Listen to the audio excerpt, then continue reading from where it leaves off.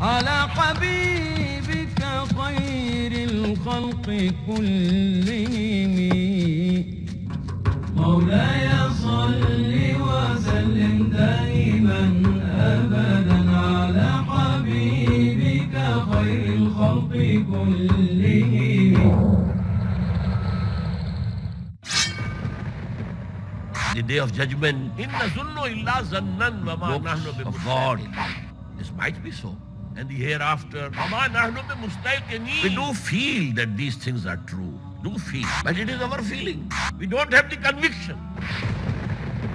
Oh Muhammad, whatever you are saying seems to be correct. Seems to be correct. But we don't have the yaqeen, the conviction. And without that conviction, you can do nothing. One is the attestation with tongue. And the other one is the attestation of your ruh, your spirit, your heart, that this is haqq, and it has come from the same source from which my ruh has come. Then you get conviction.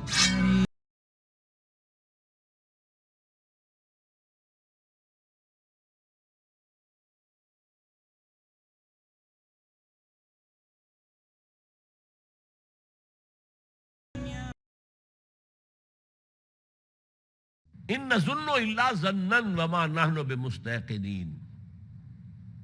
We do feel that these things are true. Do feel. Do feel. But it is our feeling. We don't have the conviction. وما نحن بمستيقنين. We do think, oh Muhammad, whatever you are saying seems to be correct. Seems to be correct. But we don't have the yaqeen, the conviction. And without that conviction, you can do nothing. So this is when your ruh testifies. One is the attestation with tongue, and the other one is the attestation of your ruh, your spirit, your heart, that this is haqq. Haza huwa al-haqq. And it has come from the same source from which my ruh has come. Then you get conviction. So the first and foremost duty of every Muslim, because Islam starts from the plinth. There's no mention of Iman in the definition of Islam. Bunay al-Islamu ala khams in the hadith from Abdullah ibn Umar radiyallahu ta'ala anhuma. Islam is based on 5 pillars, 5 things. Shahadat Allah ilaha illallah wa anna Muhammad Rasulullah. The first is the verbal attestation.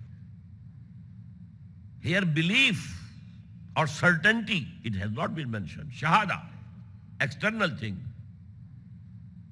And iqami salate, wa itai zakah, wa sawmi ramadana, wa hajjil bayt man istata'a ilayhi sabila. This is Islam. But Iman is something else. It is in the heart. That is why Quran addresses the Bedouins, those Bedouins who after the victory of Makkah, now they joined the fold of Islam. Quran says and gives us the picture in armies, groups. A delegation has come from that tribe to declare their allegiance to Islam. Another declaration, another representatives or a deputation has come from that tribe to declare their Islam. Quran gives us that picture. إِذَا جَاءَ نَصْرُ اللَّهِ وَالْفَتْحُ وَرَأَيْتَ النَّاسَ يَدْخُلُونَ فِي دِينِ اللَّهِ أَفْوَاجًا أَفْوَاجًا أَفْوَاجًا. But Allah addresses those people. قالت الأعراب آمنا قل لم تؤمنوا ولكن قولوا أسلمنا. These Bedouins are claiming that they have come to believe. Tell them, O Prophet Muhammad sallallahu alaihi wasallam, you have not at all come to believe. You may say you have become Muslims. That's all. وَلَمَّا يَدْخُلِ الْإِيمَانُ فِي قُلُوبِكُمْ. And real faith, real Iman has not as yet entered your hearts. So this distinction between a Muslim and Mu'min must remain before you. In a very long process of downfall, we have come to think that these two things are synonymous. Anyone who is a Muslim is a Mu'min. No. Most of the Muslims are Muslims only because of the accident of birth. Because they were born of Muslim parents, they are Muslims, that's all. And they testify the things which their parents have told them. So it's a racial creed. It's not Iman. So first duty of a Muslim is to acquire, to attain the real faith, real Iman. Ya ayyuhalladhina amanu, aminu billahi wa rasulihi wal kitab allazi nazzala ala rasulihi wal kitab allazi anzala min qabl. Oh, you who claim to be Mu'mins, have real faith, burning faith, living faith, reaching the level of conviction on Allah, existence and attributes of Allah, on His apostle or messenger, and on the book that He has revealed to His messenger Muhammad sallallahu alaihi wasallam, and on the book which was revealed before him. So this is first duty of every Muslim. Now, on this plinth and the foundation underneath, 4 pillars are standing. They are the 4 modes of worship. They are to support the 3 roofs above them. They give you the strength.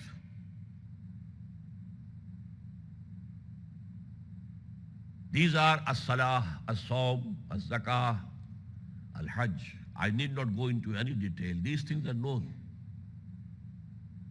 But now comes the first roof. What is the roof? Quran uses 4 definitions, 4 terms to denote this first roof. Number 1, Islam. To surrender, to submit. As if there was a fight going on between you and God. Allah was saying this is correct and you were saying no, I will do this. A confrontation was going on. And now you put down your sword. You submit, surrender. This is Islam. The meaning of Islam is to surrender. Then comes the second term, ita'ah. Ita'at we call. In Arabic it is ita'ah. This is obedience with love. Ta'. हम कहते हैं ta'an wa karhan. So it should be ta'an. With the pleasure of your heart. And out of love for God. Then we use the third term, taqwa. Taqwa, to refrain from something. And that is to refrain from breaking the divine laws. To refrain from sins, from disobedience, crossing the hudud of Allah. These are the limits put by Allah subhanahu wa ta'ala. Or your freedom. You can do this and this and this, but not this. So not to cross those limits which have been imposed by Allah subhanahu wa ta'ala. But the sum total of these 3 terms is ibadah. And that is why this is the term used by all the messengers of Allah. Ya qawmi ibudullah ma lakum min ilahin ghayru. O Allah, O my nation, O my people, be slaves to Allah. Abd means slave. You cannot guess it on the employer-employee relationship. No. A servant, his time, duty, hours are fixed. After that, he is free. He is also a citizen of the state equal to the citizenship that you enjoy. In the elections, he will have one vote, you will have one vote. You are equal. Also, if you employ someone for a particular job, as a cook, for example, you cannot ask him to go and clean my toilet. He will say, no, sir, I didn't get this employment for this cause, this purpose. I'm your cook. So limited obedience, time-wise and also job-wise. But who is abd? Who is ghulam? Who is slave? He has to obey 24 hours, day and night. He can't refuse. He has to obey any command that you give him. This is abd, a total obedience to Allah. Not partial obedience. Not the obedience limited to certain hours of the day. No. Even to the extent that the slaves of the past, they were the property of the Aka, the master. He could kill his slave at any time, at his pleasure. It was no crime for him. He was not accountable. Well, he was my slave, my property. Just like if you have a goat, you sacrifice it, and then you eat its flesh. Nobody can ask you, why have you done it? The goat belonged to me. Who are you to ask me? In the same way, these slaves, they were owned by the masters. And they could do anything to them. So, O mankind, behave as slaves to Allah subhanahu wa ta'ala. This has been the call of all the messengers of Allah. And this is the call of Quran and Muhammad sallallahu alayhi wa sallam.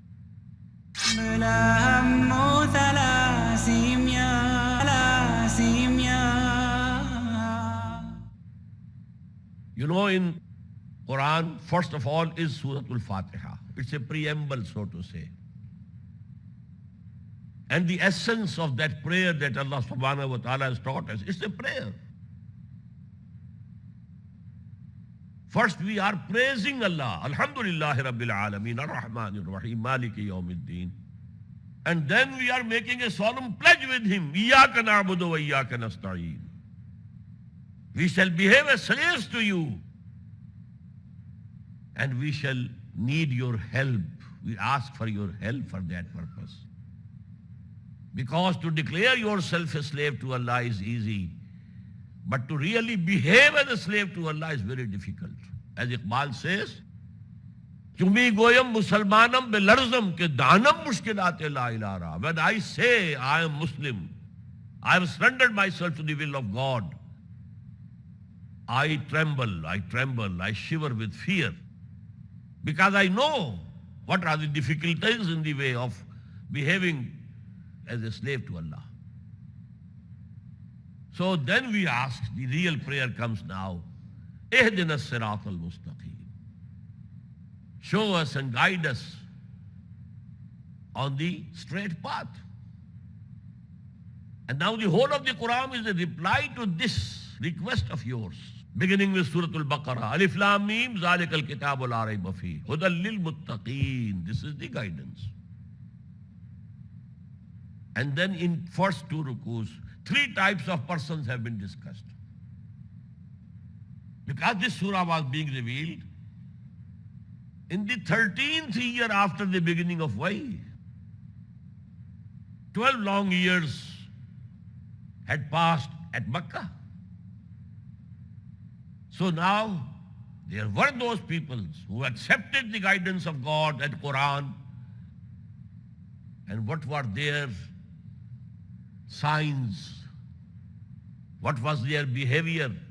هدى للمتقين الذين يؤمنون بالغيب ويقيمون الصلاة ومما رزقناهم ينفقون والذين يؤمنون بما أنزل إليك وما أنزل من قبلك وبالآخرة هم يوقنون أولئك على هدى من ربهم وأولئك هم المفلحون. Such people are on the guidance from their God, because a group of such people had already come into existence. Go and see Abu Bakr and Umar and Usman and Ali and Talha and Zubair and Said ibn Zayd and Abdul Rahman ibn Auf. Go and see them.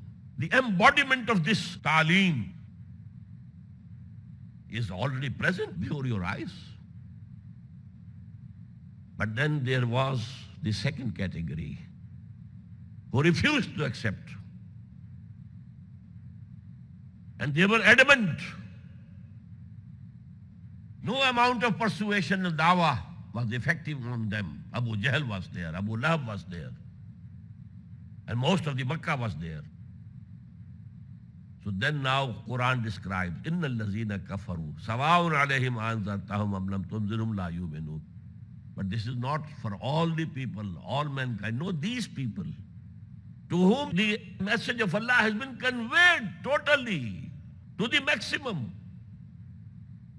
But out of their haughtiness or out of their dynastic positions, they refused. Although their hearts, they accepted this is the truth. Now for such people Allah says, ختم الله على قلوبهم وعلى سمعهم وعلى أبصارهم غشاوة ولهم عذاب أليم. Now Allah Ta'ala has put a seal on their hearts and their ears and their eyes. No amount of preaching more, conveying more to them will be beneficial. They are not going to accept Islam. Then the third category now started at Medina. وَمِنَ النَّاسِ مَنْ يَقُولُ آمَنَّا بِاللَّهِ وَبِالْيَوْمِ الْآخِرِ وَمَا هُمْ بِمُؤْمِنِينَ. There's a third category who say with their tongues, we believe in Allah and Akhirah, the hereafter, but they are not real Mu'mins. They are the munafiqs. This third element was only, it started in Medina. It was not there in Makkah. And then, Quran discusses what is the basic dawah, what is the basic call of Quran and Muhammad. Ya ayyuhan nas u'budu rabbakum allazi khalaqakum wallazina min qablikum la'allakum tattaqun. O mankind, now note the difference. The previous messengers used to say, Ya qawmi, Ya qawmi, Ya qawmi, O my people, O my nation, O my tribe, O my countrymen. But here, no limits. Ya ayyuhan nas. Humanity at large is being addressed.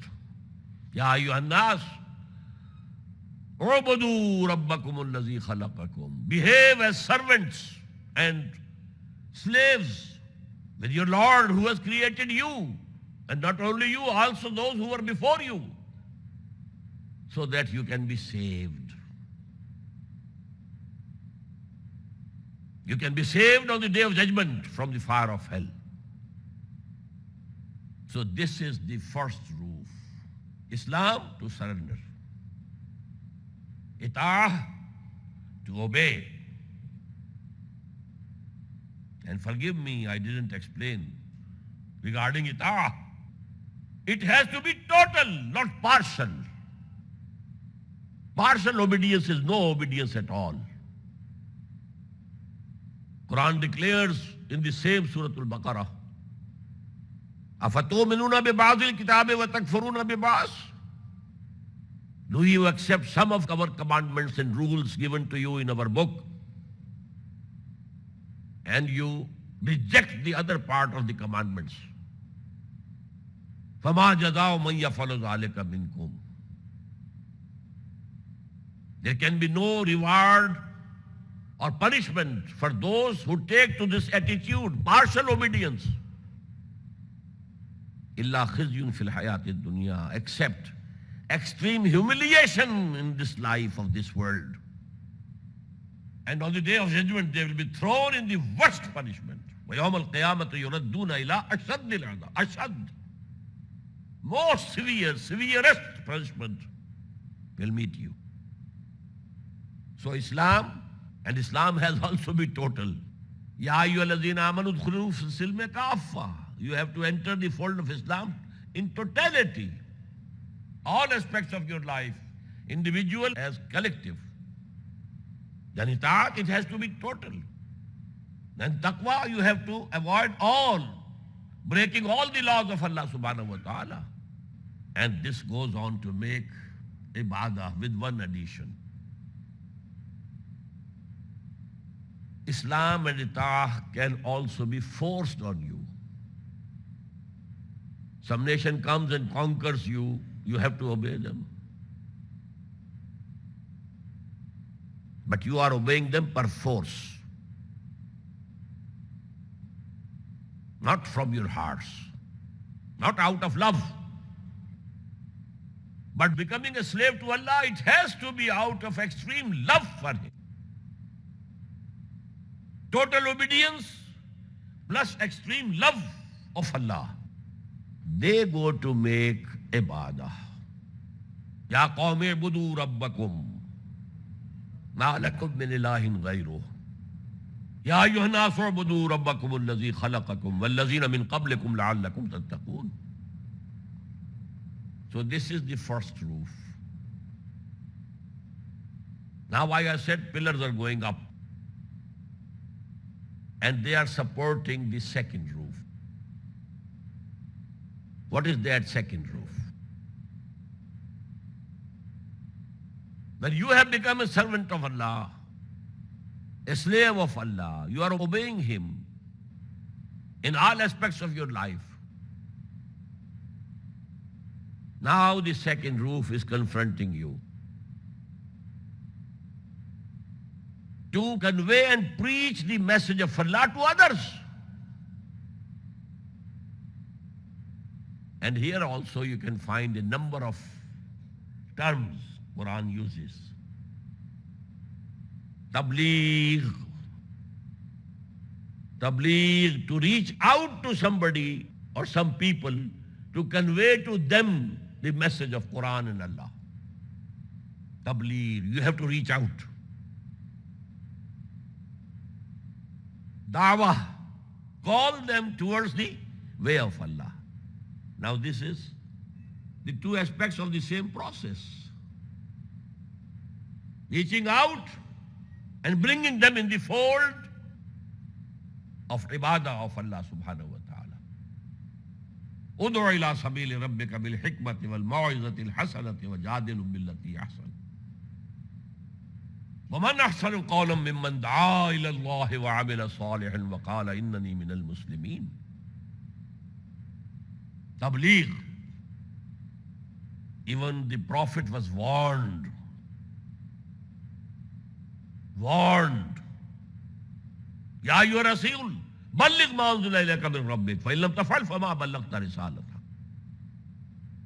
Oh my messenger, convey everything that has been revealed to you from me. If supposedly you concealed some of it, you have not performed your duty, you will be accountable on the day of judgment.